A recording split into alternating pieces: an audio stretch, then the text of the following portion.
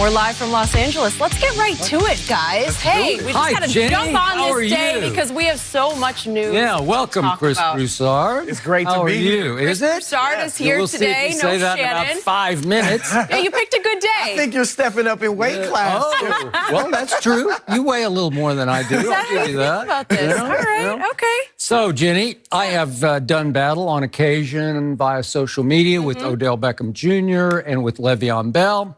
And they got even with me last night because we were going to do a couple of segments today called Skip Rides the Troller Coaster. We got thousands and thousands of responses from all of our faithful fans, all of them clever, combative, laugh out loud. Okay. And guess what happened? Boom and boom happened and wiped out those segments. So thank you for all your responses. We'll do that later, but we got bigger things to talk about now. I was really looking forward to that too, though. I was too. I had questions ready.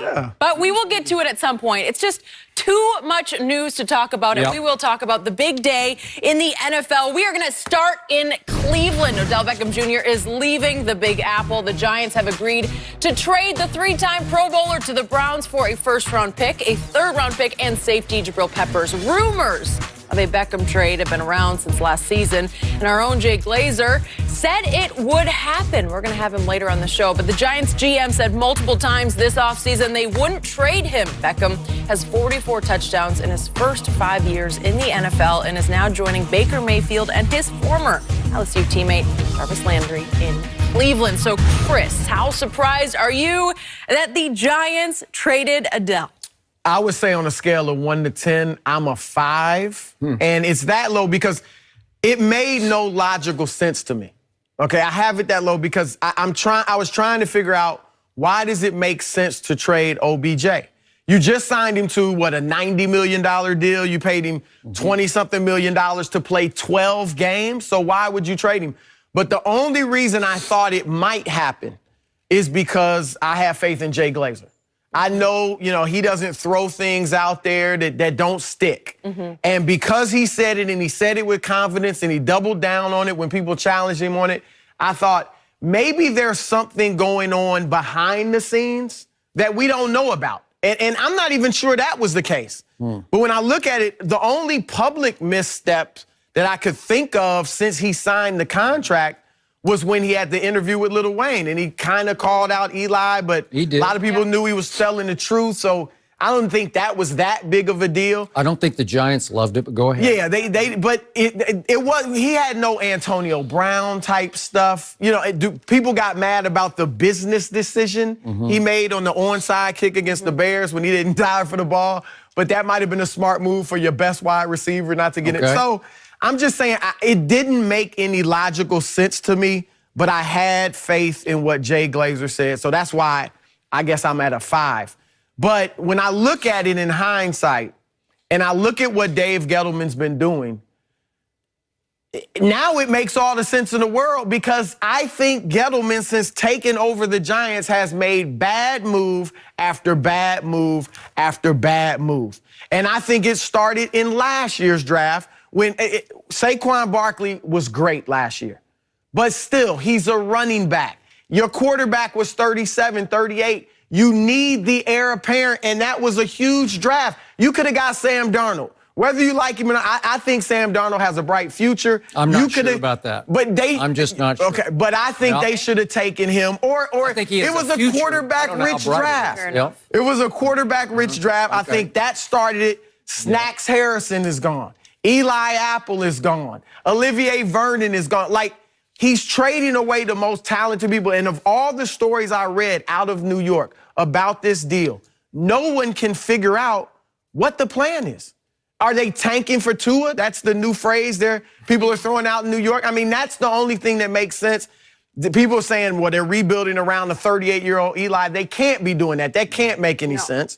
So only thing that does make sense is they're going to tank and try to get to it, but I don't think that's a good... they're going to try to get Dwayne Haskins if he doesn't fall to them at 6. They could maybe even trade up if they have to. And try to trade up to try to get maybe a Kyler Murray or something? No, but they don't want Kyler. Yeah, Haskins is the guy. Some people think maybe they might try to package some of these picks and go for Derek Carr. Yeah. I don't love that, but I just... it's just one mistake after another for Gettleman. And the fans in New York are upset, and I think rightly so. So, let me give you my big picture on this. Okay. I actually liked what the Giants did. I was not at all surprised. I'm a 0 on the surprise scale, and I am looking forward to having Jay Glazer on a little later in the show. I obviously loved what Baker Mayfield and company got, because I think Odell will be much more valuable in Cleveland than he would have been going forward in New York. And I want to make this case up front. The Giants got a lot in return for Odell. Trust me on this. They did get the 17th overall pick as opposed to what Pittsburgh got for Antonio, because they basically had to give away Antonio. Will somebody please take him, take this contract off our hands? They got a 3rd and a 5th for Antonio. This is the 17th overall pick that you could package to trade up if you think you need to trade up for Dwayne Haskins. And they got another pick, third round pick, which is pretty valuable. They also got Jabrill Peppers, who was, to me, one of the most improved players in the whole National Football League last year for the Cleveland Browns. I loved him at Michigan. I can't remember if you covered him little bit. I think we would have. He was Mr. Do It All. Yeah, a little bit. Listen, by the end of the year last year, he was a disruptive force for the Cleveland Browns. Now, Greg Williams was the coordinator, and he's not there anymore, but he was using him as a hybrid, like a walk-around safety where he was playing linebacker, edge rusher. He was doing everything. He will make, I believe, some Pro Bowls for the New York Football Giants. So don't underestimate. Again, they let Landon Collins walk for that enormous contract that he got from Washington. So I want to make it clear up front, they didn't just give Odell away. But do you think they got equal value? No. I agree. Okay, Compared to Antonio Brown, it point. looks great. You know how this show works. You have to put your feelings, your emotions, and your opinion right here in concrete on the middle of the table. And then you have to live up to it or stand by it or back off it.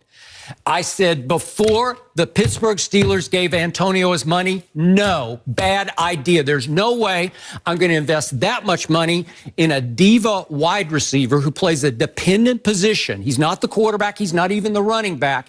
He has to hope that he gets open and the quarterback finds him and throws him the football. So he can't have that much immediate impact on the scoreboard as the quarterback can. So you can't pay Antonio, or in this case, Odell, that much money when they both think they've become the equivalent of your sport that you know and love, NBA stars. Antonio, Odell thought that they were LeBron James. They have huge Instagram followings. Odell way bigger than Antonio's, but still big. Nonetheless, it's 12 million to 3 million. But they both act like NBA superstars who need their way and they need their touches and they're going to pout if they don't get the football. You can't win with those kind of guys in the wrong situation. And the Big Apple that you know and love yourself because you spent a lot of time in that area, Odell was a bad fit in New York. And I was shocked they gave him that much money. They gave him the sun and the moon. And that was shortly after. Remember the Paris hotel room incident? It was soon after that they said, oh, yeah, it's still okay. We'll give you all this money. And they soon lived to regret it. And Pittsburgh soon lived to regret it. So both the Steelers and the Giants, those are two cornerstone NFL franchises, they soon realized their mistake and they undid their mistake. And when you cut bait, when you cut your losses, you're not going to get return on the dollar. For what you paid them, you're not going to get that much back. I thought Gettleman got way more back than the Steelers got, okay? So here's Odell to me. Big Apple Media, he was a walking back page tabloid headline. And once he started making those headlines and back page pictures, he felt like he had to live up to being Odell and the Big Apple. He became a caricature of himself. Got the wild hair, obviously, and then the antics started. And I don't know if we have the video. Do we have it, Chris, or not? All the incidents? You there? I think we've... Maybe we don't have Maybe we don't have it. I don't know. I don't know. I'm not hearing it. Here we go. Yeah. So there's Josh Norman to start with. Remember that one? Yep. And then pretty soon, this just went completely over the edge. You want to talk about distractions. These are monumental seismic distractions. Then he attacks the kicking net. Remember this one? Then what do we have coming up next? The apology. And he had to act like a dog, marking his territory. That didn't go over real well with the Giants or the league. You remember that? And then next up, we got the boat trip picture. Remember, they went to the playoffs only one time with Odell in 5 years. And how did he go prepare for a game at Lambeau on the frozen tundra? He took a group of receivers to South Beach for the day after a game on Sunday night. They went on Monday to South Beach, and they took that picture. And somebody posted, I'm not sure who posted it, but it was everywhere. And then what happened at Lambeau? Early 3rd down, key play in the game. There he is. He dropped the 3rd down pass. And then later in the game, he dropped that pass in the back of the end zone. That's how he prepared for the game at Lambeau on a yacht in South Beach. It's not right. And then came the Paris hotel picture, the video with the Instagram model and whatever was spread all over the bed. It's one bad look after another. He acted up, he acted out, and it just continued into last year. You're not going to win in New York with Odell Beckham Jr. So what do? You cut your losses. There's only one place that I believe Odell could maybe be successful, and it's Cleveland, Ohio. Another place that you have experience because you spent a little part of your... I finished high school there, was a college near there, worked there. So you know the heartbeat of that city.